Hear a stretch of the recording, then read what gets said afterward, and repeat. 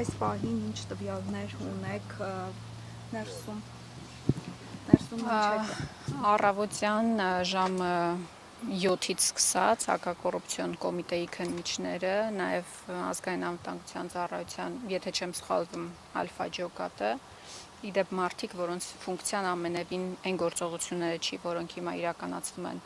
Ռոբերտ Քոչարյանի բնակարանում, Լևոն Քոչարյանի բնակարանում, այն բոլոր հիմնարկներում, որոնցում մասնաբաժին ունեն Քոչարյանի ընտանիքի անդամները, դրանց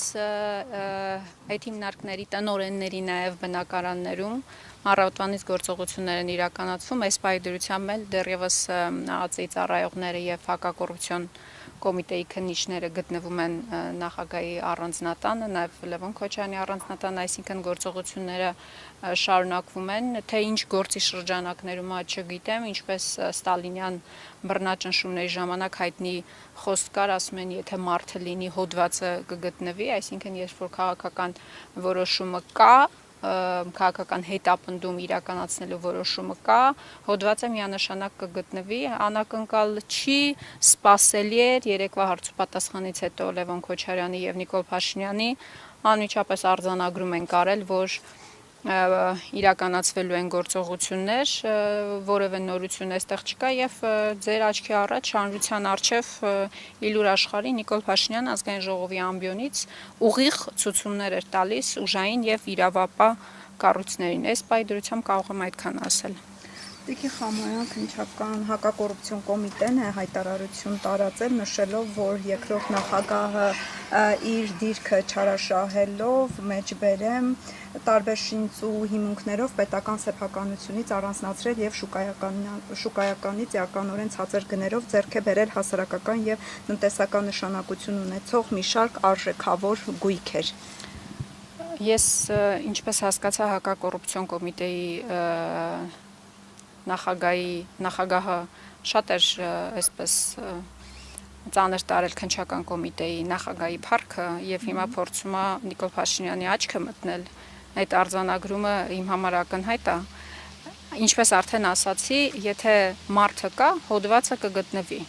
եւ այս ընթացքում այս տարիների ընթացքում այս 8 տարվա ընթացքում մենք բազմաթիվ դեպքերի ենք ականատես եղել, թե ինչպիսի հետապնդումներ են իրականացվել նախագահ Քոչարյանի նկատմամբ, բայց ես մեր հայրենակիցներին ուզում եմ հիշեցնել, նաև նախընտրական շրջանում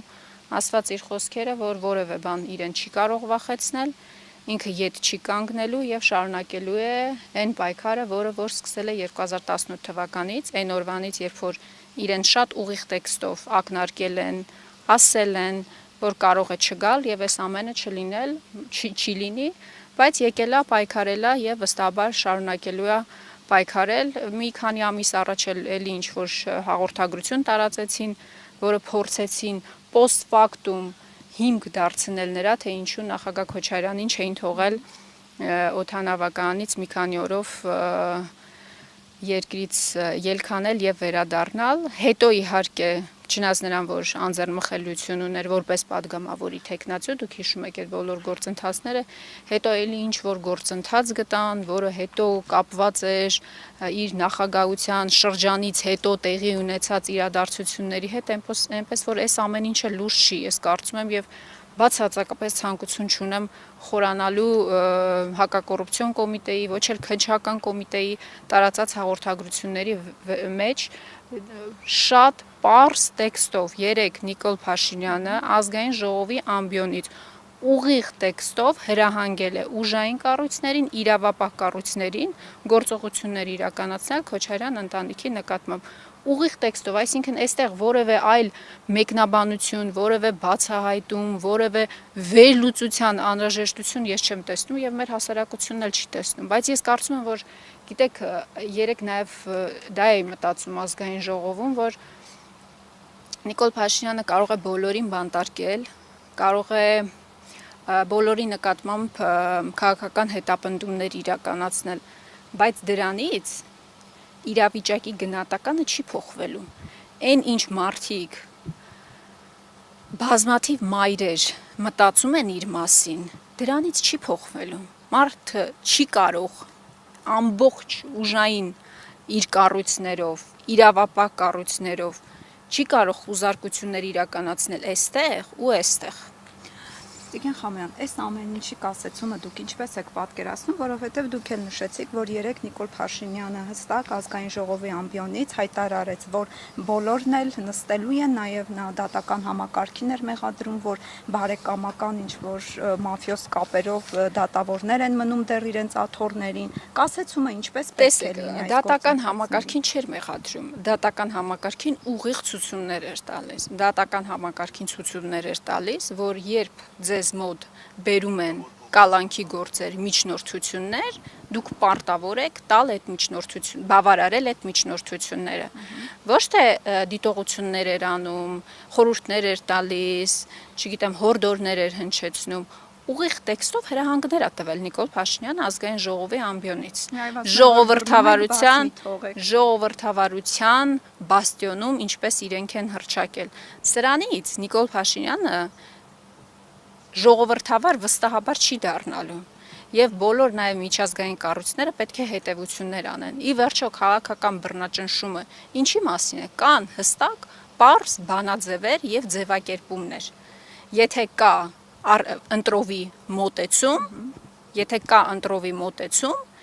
եւ կա կոնկրետ քաղաքական ցուցում, դա արդեն քաղաքական բռնաճնշում է եւ ես կարծում եմ, որ նաեւ մեր հասարակությունը սրանից պետք է հետեւություններ անի, բայց միայն Քոչարյան ընտանիքը չի այս տարիների ընթացքում բռնաճնշումների ենթարկվում։ Ընդամենը 1 ամիս առաջ դուք հիշում եք, թե Գայք Ծառուկյանի նկատմամբ ինչպիսի գործողություններ իրականացվեցին։ Առհասարակ Հայաստանի Հանրապետությունում նախագահից սկսած մինչև ձմերուկ վաճառող ենթարկվում է քաղաքական հետապնդման միայն նրա համար, որ իր անհամաձայնությունն է հայտնում այն գործողությունների նկատմամբ, որ իրականացնում է Նիկոլ Փաշինյանը Իլհամ Ալիևի ուղիղ ցուցումներով, սահմանադրություն փոխելով,